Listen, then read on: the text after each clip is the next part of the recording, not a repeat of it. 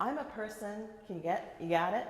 Okay, I'm a person that likes to write notes on like just certain topics or certain ideas that somebody says, but I always like to know that there's a slide share or there's a way for me to go back and see the exact information step by step.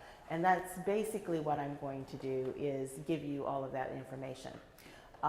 Here's my contact information, but it will be on the last slide. And like I said, I do have the slide share at the very end of the presentation so that you have that option to grab it from there too.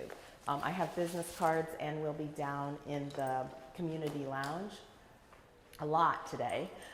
So you're welcome to come down and see me right after this session. I hope you stay for Justice's session afterwards, because he actually follows up what I'm talking about, the next thing that you should be doing. I'll see if the clicker works. Oh, awesome. So what this is going to be about, and I really feel bad because the first talk today or yesterday was talking about not using bullet points, and I use bullet points in all my presentations, and I'm like, oh, well, I've been doing this wrong. But I do too, it's okay. Okay, good, good. So we're going to talk about what WordPress is, because a lot of times people come to WordCamp and they don't even know what WordPress is, okay? And WordPress is multiple things. I'm going to go through a quick build on WordPress.com with the new block Gutenberg editor. We're going to do a blog, and I'm going to do a couple pages and a post and show you a website that I created. Okay, so what is WordPress? So it's very important that you know what you're getting into when you're working with WordPress. I will tell you, I was an HTML and CSS coder when I first did websites. So when somebody told me they wanted a content management system, I was like, what's that? Why do I want that? Why don't I just want to code it? I'm used to coding. Well, WordPress is a free open source blogging platform. It is a content management system. Does everybody know what a content management system is? Oh, awesome. One person.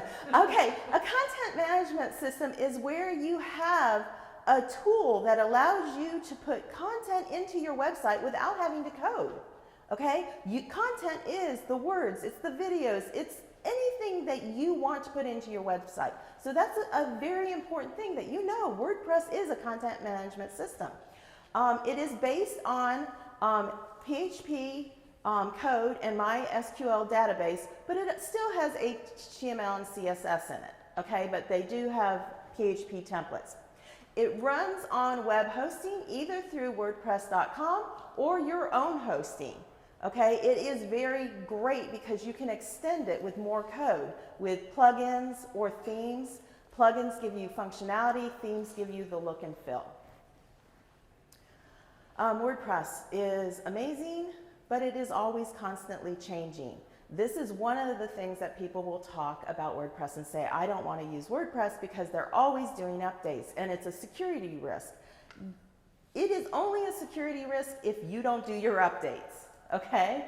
WordPress is not a security risk if you do your updates and you monitor and do maintenance on your system. But they're always doing updates to try to catch the people trying to get in the back door of the WordPress code. It has unbelievable, unlimited functionality. If you can think about a website doing something, WordPress can do it, okay? So I always tell people it's great. And the usability. You don't have to be a coder. You don't have to be a coder at all to do WordPress. Okay, PHP code. It's written in PHP code. It has a database. It uses Apache servers. And it will display all website types that you can think of. And it is contained on the internet, or you can do it locally hosted. WordPress is used globally across the whole world, 34%. I found that out yesterday in the keynote talk. It's 34%. My slide used to say 30%. Honestly, we're more than a third of the websites on the whole internet. That should blow your mind. I mean, there's probably nothing that you use that hits that on the internet. It was forked from B2 Cafe by Matt Mulligan. And I have seen him talk, very dynamic. It was very fun to see his vision of where he wants WordPress to go. So he's been around, this has been around for a long time, and constantly changing. So what is WordPress? WordPress is WordPress.com, and that's what we're going to talk about this morning. WordPress.org is self-hosted. That's what Justice is going to talk about in the next session. And WordPress, the application. So if you can understand, it isn't just one thing. When people come and ask me about WordPress, they say, I have a WordPress question. And I say, okay, what are we talking about? You have to tell me kind of some context of where we're coming from. And they will tell me like how they're using WordPress, they're using the block editor, or they're doing something, and that will help me understand. Maybe they're using WordPress.com, or they have it on their own hosted environment and they're doing that, or they're having problems figuring out where to find something on the dashboard. That's the actual application. So WordPress.com and WordPress.org, what's the difference between the two? Well, WordPress.com is premium hosting, okay? I really think you need to get that in your head. WordPress.com is premium hosting. Premium means that you really, really, really want to have something that's very secure. They do all the upgrades for you. They do all the backups for you. It's kind of like you don't have to do a whole lot of stuff to think about it. They do it all for you, okay? They give you the application built into the internet right away. Boom, it's there, okay? It can be free to use, okay? But anything that is free to use, read the terms of service, okay? There are some caveats with free to use. Free to use means that they are allowed to put ads on your pages or your post. Okay, they are allowed to put ads on your pages or posts. Now, there are some other parts of WordPress.com that you can use where you are paying to play. I call it pay to play because as you want to do different things in WordPress.com, you can pay a little bit. $3 a month to do this, $5 a month to do that, $10 a month to do that. Or if you do e-commerce, so much a month to do all of that. So they do have the pay to play. They do lock it down, okay? So that they are making sure that the code that is used with WordPress.com has no malicious viruses or malware. So they do lock it down. So they only let you use a certain number of themes and a certain number of plugins. So WordPress.com does lock it down so that you don't really have unlimited control over your website. You have a lot of control over your website, but not unlimited, okay? They do not allow you to have a cart initially, but if you want to pay to play to have a cart, you can do that with WordPress.com. And like I said, with premium hosting, it's not a bad deal. Read the terms of service once you pay to play. That is very important to know. WordPress.org. A lot of you are here because of WordPress.org, because you've built your own website on your self-hosted environment. When I say self-hosted, meaning you bought hosting from GoDaddy, you bought hosting from SiteGround, you bought hosting from this Green Plus hosting that's downstairs advertising. So all of these places, or Rackspace or Flywheel or one of those hosting environments, you purchased your own domain name, okay? All of that you've done, okay? You are the one that is now responsible for everything. You are responsible for the backups. You are responsible for the security. You are responsible for the upgrades. Where WordPress.com does all that for you. You're not responsible for that, okay? You also are responsible for paying the yearly fee for your hosting. You're responsible for paying the yearly domain name, okay? Where WordPress.com doesn't have you do that on the free environment. You just get it, right? The other thing is WordPress.com gives you unlimited changes in theme or the functionality. So unlimited, if you can think of how you want a theme to be and you can code it, you can do it, okay? And there are thousands and thousands of themes out there. There are thousands of extra code of plugins out there, so you have the availability to do that. With WordPress.com, they limit what you can do, okay? They protect your site by making sure that the code that comes into your site is not going to be malicious in any way. It's been vetted, okay? So they are not letting you add viruses onto your website. Where if you go out and you own your own website, there is a chance that you could pull in a free theme or a free plugin, if you haven't vetted it, that could actually have viruses in it. So you have to be aware of that. So you are in control, you're in total control, and you have to be aware that you have to take care of it. You own it, and you can also do e-commerce. Okay. WordPress from a 3,000 view, just kind of to look at it because it's a content management system. WordPress this is the dashboard, so this is the actual application. So this is the third part of WordPress that I'm talking about. The dashboard is this part right here, and I don't even know if I can use that pointer. Does that pointer work? No. Okay, so I'm going to come over and walk. I'm a big walker, and let's make sure I don't drop that. Okay, so this is the dashboard, and this is the dashboard with the Gutenberg editor. So if you have a classic editor, your dashboard may have the menu over here that is black or a different color and may look a little bit different, but this is the dashboard with the Gutenberg editor, and here is the application toolbar, here is the actual menu items, and here is the content area. You create the content over here or view what content that you already have created over here. You push it out to the file structure that WordPress creates. And then that pushes all the content that you add into a database. As somebody types in a browser, your URL that they're looking for, this is what they see. But what it's doing on the back end is it's calling that URL, calling the file structure, grabbing the information from the database, and loading this beautiful web page for you, okay? So this is where you create it, this is what they see it, this is all the stuff that is done in the hosting, the file structure and the database. Okay, so what do you need to create a WordPress.com website?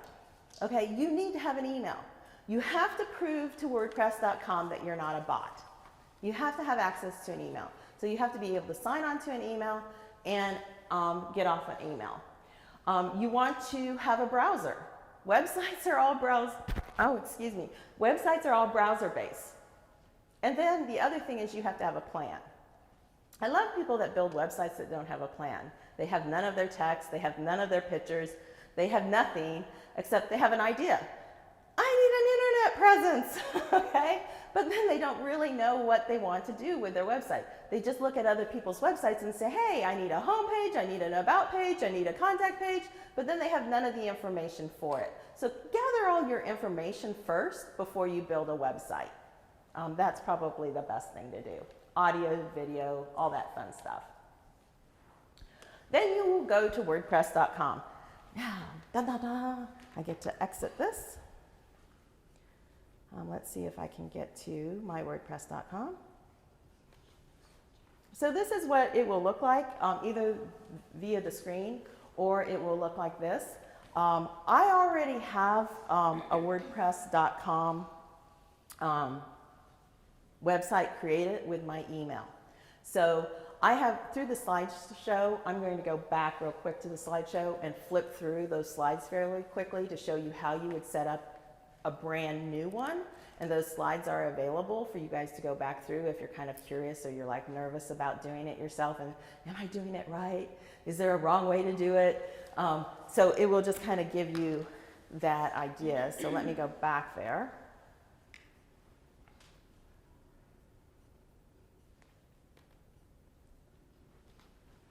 So this is kind of what it looked like the first time, and then the second time when you were looking at my screen, it looks a little different. So this start menu kind of changes. Get started is what you want to do. What you need is an email. You fill out your email, you give it your username. It's unique to whatever you want to do. You choose a password, whatever you want. I do recommend, even if you don't do anything else, create a WordPress.com username and password, because when you want to go and do support on WordPress.org, they will ask for your username and password for your WordPress.com. So it is a good thing to have, even if you don't ever build a website. So Okay? you have 2 different ones for each site? No, you can have one, and it can be across all the websites that you use. No, versus .org and .com, is it just? It's just one. Okay. So the support on WordPress.org uses the WordPress.com username and password. Okay. The support on WordPress.org uses the WordPress.com username and password. Does that make sense? Support usually on WordPress.org, I'm just going to let you know really quickly, that is updated and maintained by volunteers. So they answer your questions. So then you get to pick what you're going to do, a blog, a business, a professional, or an online store. Online store they're going to charge you for. Okay, so a blog or business or professional will probably be the ones that you want to do. Yes, question? I'm going to assume that not-for-profit would be professional? It might be, yeah, non-for-profit. Yeah, that definitely would be. Okay. And you can decide, but you could also do a blog. I can actually switch a blog into a website, and that's what I did. So I'm going to show you how to do that too. Okay? So just because it's a blog doesn't mean you have to live with a blog. Doesn't mean your home page has to be a blog. Oh. Okay? Okay. Okay? So I picked a blog. It's just easiest for me to flip into a website. And it also has a subname of whatever I put in as the name, .blog. The other ones have the subname of whatever you put in, WordPress.com. Okay, so mine just has .blog. You are a subdomain of WordPress. They have the blog.com or the WordPress.com, and you, based on what you pick here, that's what your subdomain will be. Okay, so I picked a blog, and actually I did a food one. This was at 2 a.m. in the morning, so I am a crazy person that stays up late. And so I picked food at that time, which was so crazy. So it put in the food option, and then it gave me all these pay-to-play options here, okay, for my domain name. And if you look at this, it's a veggie keto diet.food.blog. So it grabs the food.blog, and it actually grabbed the veggie keto. The veggie keto diet was the hardest thing to come up with, because you may put in something that's already used as your subdomain name. So if I had used vegetarian diet, that probably was already used. So I was trying to come up with something that was very unique, okay? And so I did this veggie keto diet. And if you look over to the far right over there, the selection is free on that domain name. On these other ones, it's asking me to pay $18 a year, $30 a year, $60 a year for this one, okay? And they take out the subdomain of the food.blog, okay? And here, this one is the Veggie Diet Keto Press, veggiedietketo.net, and that's why I'm paying for those, because I get rid of this subdomain name. Does that make sense? And so you have that option with WordPress.com.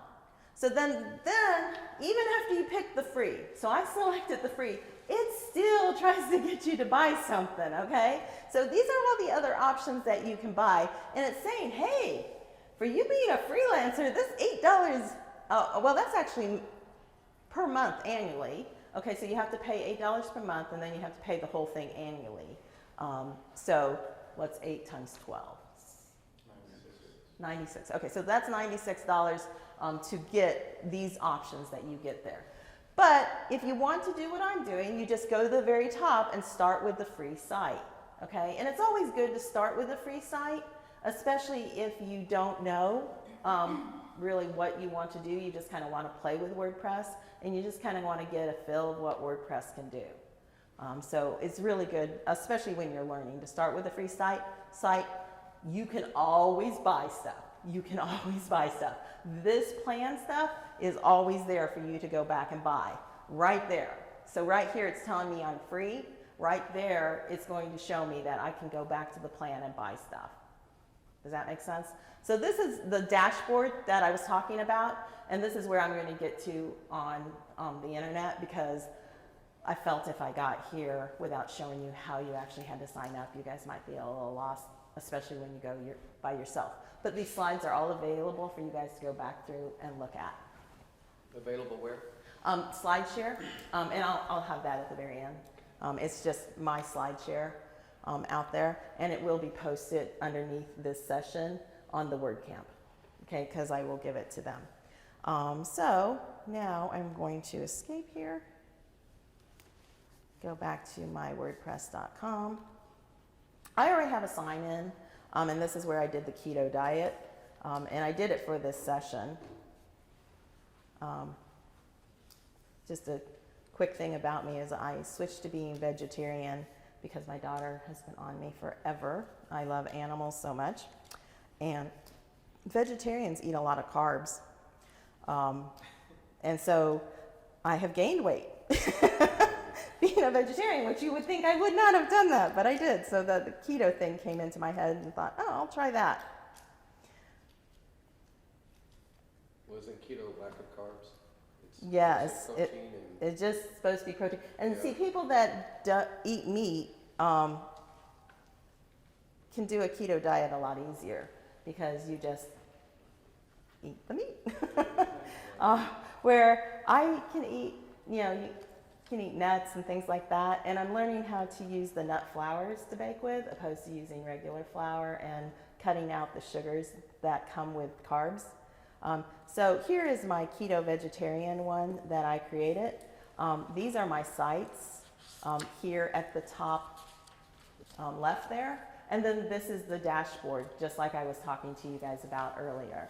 So this is the dashboard, and this is the WordPress.com dashboard. I will let you know, if you go to the WordPress.org dashboard when you're self-hosted, this menu will look a lot different.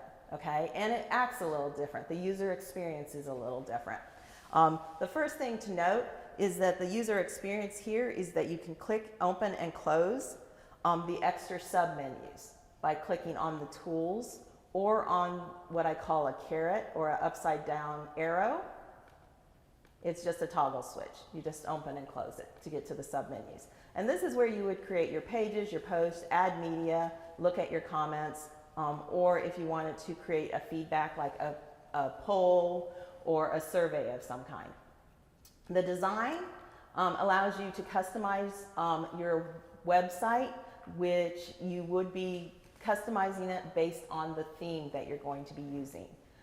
And the theme gives you the look and feel. If you look down here though, on a normal WordPress.org site or a self-hosted site, you would have the access to add plugins. We don't have, I'm trying to see if I have the availability to add more plugins. That might be on the site side. I don't think I do. I think the plugins are whatever I get. Because it gives me a lot of functionality that you don't get just normally with WordPress when you download it to your own. Okay, so the very first thing I want to do is just show you the look and feel of my WordPress.com website. I created multiple pages out there. Come on. What am I doing? Clicking the wrong thing. Okay. If you click on the word pages, it opens up all the pages that you have out there. WordPress will come with some sample pages. WordPress.com will come with some sample pages. So you can either keep those sample pages and modify them and work with them, or you can create your own. Okay? WordPress will come with some sample pages. WordPress starts with your homepage as your blog page. WordPress starts with your homepage as your blog page. So that is the first thing that I change. I create a homepage that is just going to be my homepage. Does that make sense? And that is what's going to make the modification here. So I am going to go right here, and this is my homepage. Okay, you have two home pages. Yeah, one came with it. Okay, so one came with it, and I really probably should have cleaned that up before I did this example. Actually, I'm on my puppies one. I was like, why is this? I'm on the wrong website. Let me close this real quick. I wanted to go on my keto. So I have multiple websites. That's the other thing that's really great about WordPress.com is that you guys can have multiple websites on WordPress.com. And I teach here at Johnson County, so I create a WordPress.com site every time I teach. And so I either teach it about puppies or now I'm doing it about keto diets. So here are the different ones. I am a foster puppy mom, I'm a foster failure. I have all my dogs that I have now are foster failures. They lived with me for a certain amount of time and then I kept them. So here are all the pages here. And I still didn't clean it up because I have two homepage. But this one was the blog homepage. Okay, so it actually had the blog in it. And then I changed it to keto blog because I didn't want to live with what they did. So this is my front page. It actually tells me it's my front page. If I want to add a page, I just actually click on the add a page button. It's the big pink button to the left. Like I said, I did a video of all of this, so if you guys are watching and you're like, oh, I don't know what she's doing, you can always watch my video, slow it, stop it, and come back here. The title does allow me to put the title. This is very important for search engine optimization, and this is where your plan comes into effect. If you have keywords or some way you want something to be found, this is what you want to be aware of, is your pages and your title is one of the first things that search engine optimization looks for. So think about that before you just put in a word like FAQs. Okay, that is pretty generic. It's pretty all across the board. You're probably not going to get anything, any hits on that. So FAQs, and then maybe veggie keto. Okay, so veggie keto may not get me any hits, but it might. I have to be able to spell. And so that's the very first thing to think about. If you look at the title and you look over to the left, that is all the properties that come with the title. Okay, over on the left is all the properties that come with the title. If you are familiar with the WordPress Classic Editor, you are looking for a tab that says visual and text. That isn't there anymore. Okay, this is the Gutenberg editor, the block editor. Every piece of content I put in is placed up there in a block. Okay? Yes? Is there like an advantage to that, to like being able to switch back and forth to the two tabs? I know that there are a lot of people, and I'm one of them, that has a lot of sites that were built on the Classic Editor, and I really kind of liked the Classic Editor because I could just throw everything in a one place. Where the keynote speaker talked yesterday, I thought it was a very good point, is now we have little packets of information, and instead of grabbing the whole blog post, I can grab a block now, and with some of the enterprise solutions, I can actually grab that little block and post it out to different areas on the internet, social media areas, maybe business type areas, spreadsheets, things like that. It gives me more functionality of my website that I didn't have before. So the blocks, I'm converted, I think, of believing the blocks are a better way. Where at first I was like, oh, the blocks are just, they're just going to cause so much extra work for me. And I figured they're not. I think I just need to teach people that if you're going to use the block editor, you still have to think that if you're going to change the style, you're doing inline styling. You have to still keep thinking on the global level. Your styles still should be done at the global level, even though you have the functionality to make the modifications at the block level. Okay? You might do the styling for one page at the block level to just get everything set up, and then move it all over to the global level, and you still have that option. Okay? At least on WordPress.org websites. So I do like it. One thing I do like about it is I think a lot of people that come from other builders like it because here they have this little plus thing, or they can actually start typing, if you start typing, it creates a paragraph editor. So,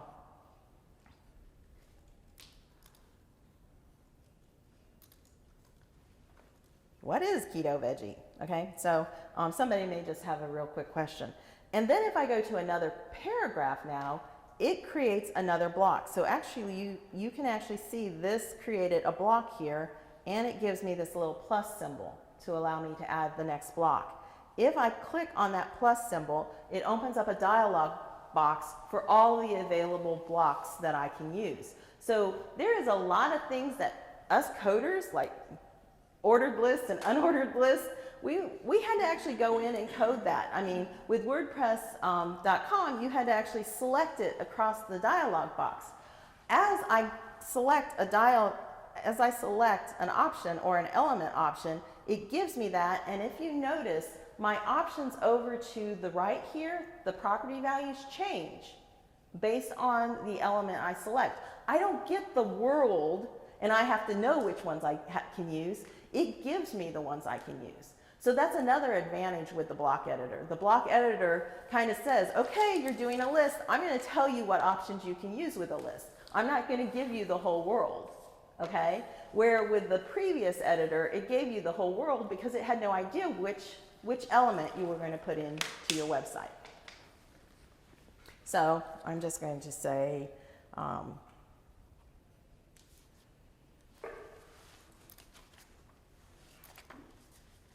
eating less carbs, losing weight, and that's all I'm going to do with that. So then when I'm done, at the top there is this publish option or preview option. It is telling me that it does an automatic save for me across the top here.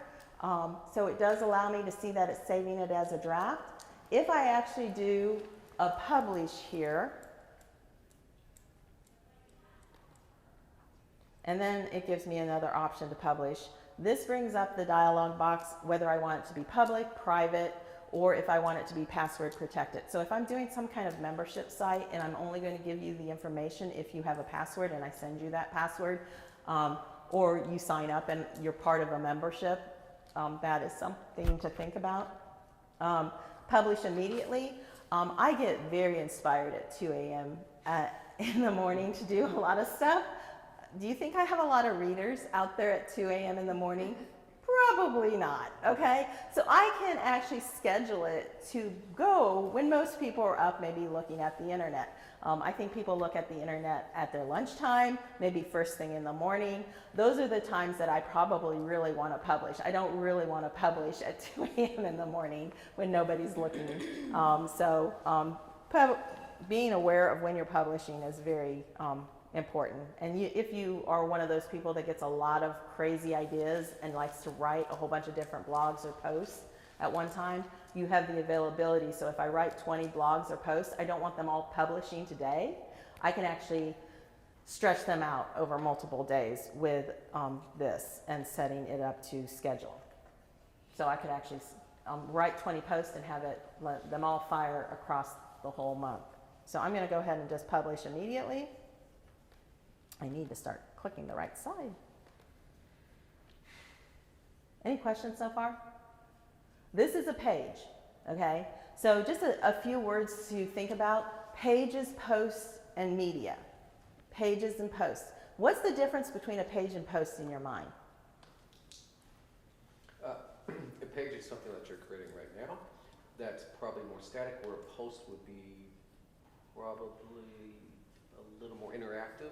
Okay, perfect. Okay, pages usually are a little more static, like you were saying. It is what I'm creating right now. Is something that the information usually is there from the beginning of the website to the end of the website, unless I change the page information. Okay, a post is a little more interactive or a little more social. Beautiful way to say that. A post is where I put out an idea of something or some content, and I'm wanting somebody to either comment or give me some information back on that, okay? What is media? What are some media types that you guys might use? Video. Video, awesome. Yeah, so media is where you would use anything that would draw attention or push up your content. And the video may be your content, okay? You are allowed only 3 gigs, okay, on the free version. You are only allowed 3 gigs of media. So be aware, 3 gigs sounds like a huge amount of space, but it's not. When you start thinking about the pictures we take now that are 10 meg, and if you put 10 meg pictures on something, you're eating up that space really fast, okay? So be aware that the free version does limit how much space you have, okay? And if you want to optimize your images before you put them up there. I am going to put in a media here. Actually, I'm going to go back here. Is that per like site? That is per site. Okay, not So- per page. Not per Like page. the actual site. It's per the whole site. Yeah, yeah. The media is for the whole site. So I'm going to go back. Let's go view the page real quick. So far this page, and you guys are going to have to understand, I did put a theme associated with this. I'm not using the 2019 theme. Most of yours will be loaded with the automatic 2019 theme. You will have to modify the theme to get the look and feel that I have. The look and feel changes based on the themes that you select, okay? So mine looks different, but my page is here. My frequently asked question page is here, but it's not up there in my menu bar. It's not in my navigation, right? Okay? So if you notice, I have 3 other pages, but this one's not there. Just because I create a page, it doesn't just automatically go to the menu. I have to put it, or I have to force it to the menu. And I may create pages that I don't want to go to the menu, okay? They may be links that I want people to go to, okay? And they're not just in the main menu. Yes? Well, is the term parent and child still used for Yes. identifying? Okay. Yes. And definitely I will go back here. So let's go back to my site. This should take me back to the dashboard. I'm going to just go through the design, because the design is where the menus will be, and it will be in the customizer, okay? So if you remember with, I'm kind of flipping back and forth between what he's going to be talking about and what I'm going to be talking about, and hopefully we'll both get you guys up to speed.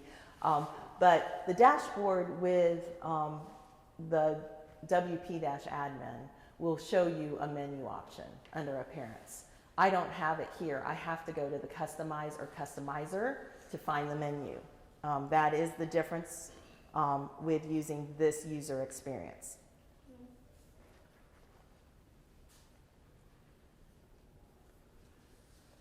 Okay, this gives me all, the customizer changes based on themes. The customizer changes based on themes. I will tell you a few things that will always be on the customizer. You will usually have site identity. You will usually have menus. You will usually have extra CSS options. And this is where you can actually set up global CSS. So that is something to be aware of. The menus here, if I come here and I create a new menu, I have a menu right now that's called Top Nav. Do you see that? I have a menu that's called Top Nav. To create a menu, I just click on Create a Menu. And this one, I'm just going to say Top Menu. You select where the menu is going to be, primary or social. This is based on the theme, okay? What options you have to create a menu. I'm going to do primary. I'm going to scroll down, do next, because this is a brand new menu. This is a brand new menu. When you guys go out to your WordPress.com sites, you will have to create a brand new menu. You can have lots of different menus, okay? So I'm going to do next, and then I'm going to add items. It will display all of the pages I have. I can add pages, I can add posts, I can add categories, I can add tags to my menus. Okay, that's really kind of cool. I have all of those options. I am going to stick with just doing the pages, and I just click them, and they go from the right to the left as I click them. So then about keto, I always want my keto blog there, and then I think I want my home page. Ooh, and really want that keto blog there multiple times, as you can tell. So if you do crazy clicking like I did, you can get rid of them, which is really kind of nice. By clicking on them, you can actually change the name here. Maybe I just want this, instead of being keto blog, I want it just to be blog. I can actually change the label right there. Or I just want to have it veggie blog. I'm going to leave it that way. If I want to remove it, there's this remove in the bottom left hand corner. I'm going to click on this one. Like I said, I went kind of keto veggie blog crazy there. So these are the 4 items that will be in my menu, where before, when I looked at my menu, I only had 3 items. Does that make sense? Okay. So if I want to add another item that is not a page already, okay, this is dangerous. Okay, I love that they did it, because if somebody's given me a sitemap, which is actually the way they want their website to be, I can actually go and create the pages. But what happens is I create pages with no content. I'm creating pages on the fly with absolutely no content. And this is dangerous, okay? So let's just say that I am going to put in, let's just put in owner, and I'm going to add that. So I'm going to have an owner's page. I'm going to have, what's another page that I could do for keto recipes, or for recipes? Recipes. Okay. Oh my gosh, you guys are just so smart. Wow. Okay, so I love you guys. So here you can actually create the submenus. You get the 4-headed arrow. It lets you move your pages around. And I'm going to move them underneath the about, and then the frequently, ooh, I didn't want the recipes there. I'm going to grab the recipes and put it underneath the frequently asked keto, if I can get up there. Sometimes you just have to. This is a toggle, so as you click on it, it opens and closes. And most things that if you open, you do have the availability to close.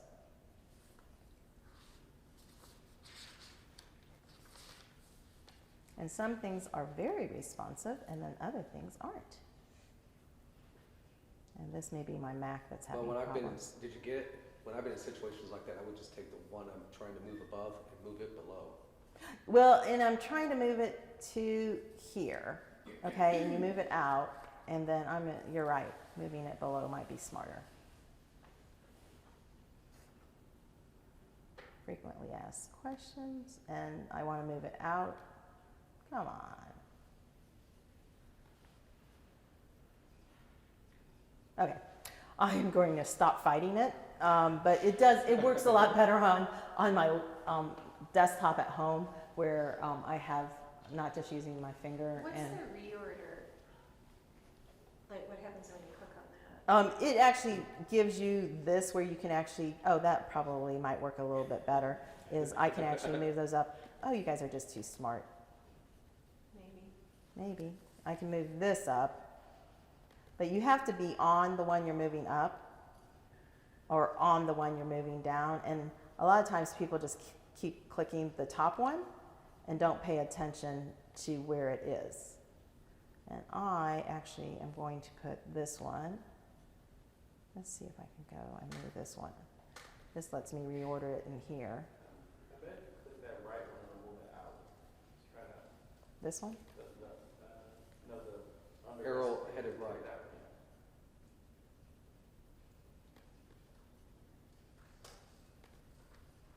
Now that lets me go under or over But this one. that's showing the parent-child relationship right there, right? Yeah, this is showing the parent-child relationship. Oh, this one. Yeah, so and so then you'd have to use the done. So yeah, you do have that option too. So the 4-sided arrows or the reorder both work really well. I'm running, I think, short on time. So I'm going to go ahead and publish this menu. To get out of the customizer, or if you're in the customizer or any of the information in the customizer, there is a caret to the left. So always scroll to the top of whatever option you're in. There should be a caret to the left of whatever option you're in. So I was in menus. I was in top menu, and I just came up here. I scrolled up to this caret and kept going back until I get to the main menu here. And then I can actually publish it to say I want to keep it.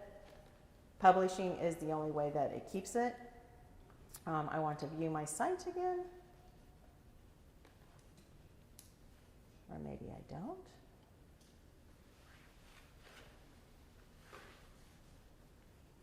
It's saying my time's up, obviously.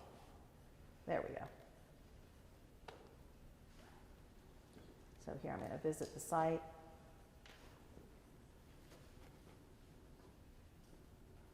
And so then if I roll over these, you can actually see the ones that have stuff underneath them. So submenus and stuff. I'm going to go to my blog real quick and just kind of show you the way the blog looks. The blog, this actually came from the theme. I thought this was really a nice looking blog. It gives me a picture of one of the recipes or whatever I'm talking about to the left, and then my text on the right. All I did was go to the options in my themes under the design, and I looked for food, and I looked for themes that were based on food. And this was really a nice looking one. All of these images came from the media that is associated with WordPress.com.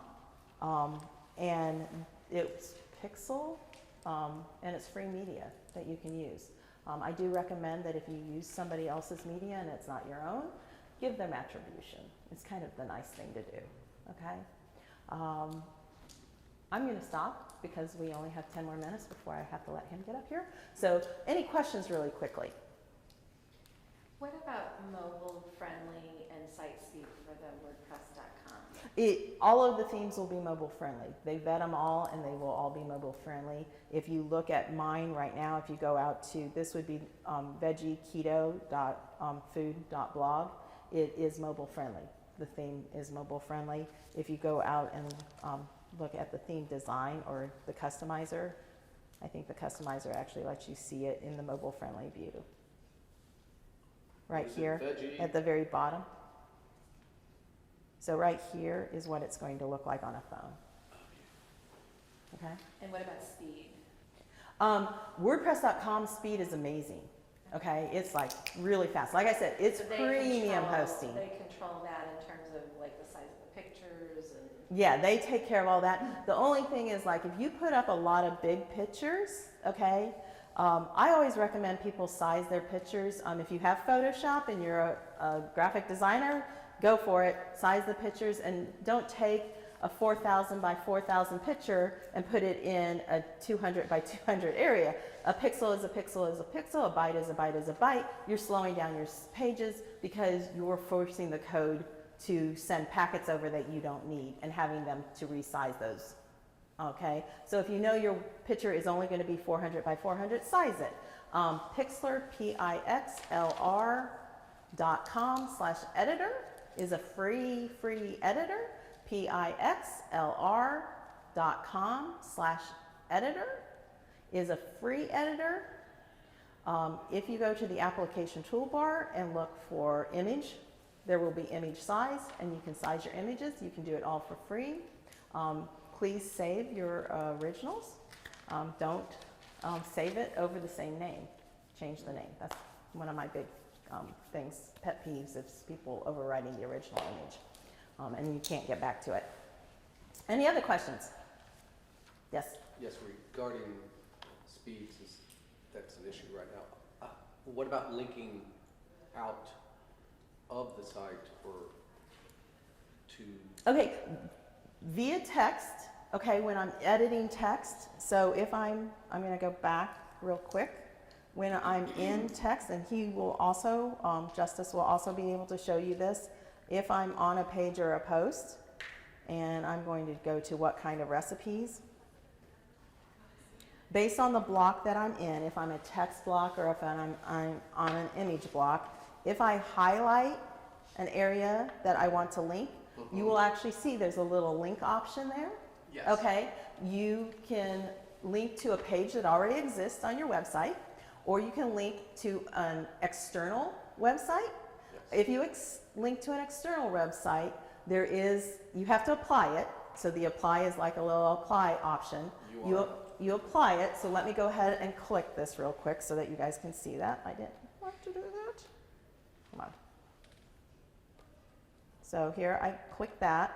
It opens up this option. So I'm going to put this to jccc.edu just because I know that.